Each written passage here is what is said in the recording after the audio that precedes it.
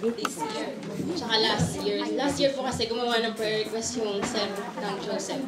Tapos halos lahat po ng mga prayer request namin doon tinugon. Meron mga hindi tinugon pero siguro mga isa lang out of 4 o 5. Kaya sabi ko, Lord, salamat talaga kasi kahit na alam ko last year na hindi ako lagi naka-attend ng trabaho sa restaurant. Salamat pa rin kasi yung prayers nila, yun yung nagpapatuloy sa akin na nandito pa rin kahit na buhay ko punong-puno ng ups and down. Gusto ko magpasalamat sa mga prayer request na yun na tinupad ng Panginoon. Una yung health. Tingnan nyo naman lalo kung tumaba this year. Tapos sunod yung dance group. Hindi ko alam kung naalala niyo yung dance group namin nila Dani na naka-join namin yung mga Punaderos. Ayun, although nawala yun ngayon, para nire-restore ulit ng Panginoon kagaya ng mga batang to. At saka, dinagdagan pa niya ng tambourine. So sabi ko, Lord, salamat kasi kumikilos ka. Tapos, pangatlo yung salary increase. Sabi ko, Lord, last year, sabi ko, lagi akong nagpapadala sa nanay, tatay ko, 1,700 lang. Sabi ko, walang natitira sa akin. Sabi ko, gano'n.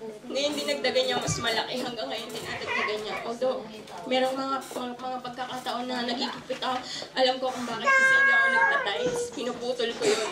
Sabi sa akin ni Nanay Vicky, continue obedience lang para hindi mag-stop yung flow ng blessing. Tapos, confirmation din yung this year. Sabi ko, Lord, ano bang gagawin ko this year? Kasi parang pahinto-hinto ako eh. Sabi ko, ano na bang gagawin ko this year? Sabi ko, Lord, obedience. Sabi ko, Lord, confirmation naman.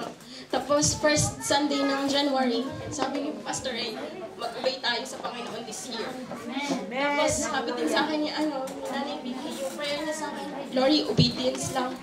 Tapos sabi din sa akin niya, Pastor Aver, last day, siguro baka mag-obey ka muna para ibigay sa ni Lord kung anong kailangan mo.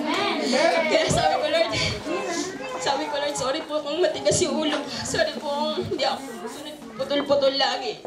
Sabi ni Lord, mag-move ka, Lord, gumawa ka ng kahit something, obey me. Kasi yung flowing ng blessing nandyan lang. Sabi niya gano'n. Kaya sabi ko, Lord, sige, umpisahan ko sa kids. Sabi ko gano'n. At kahit mahirap turuan yung mga women, gagawin ko para sa'yo.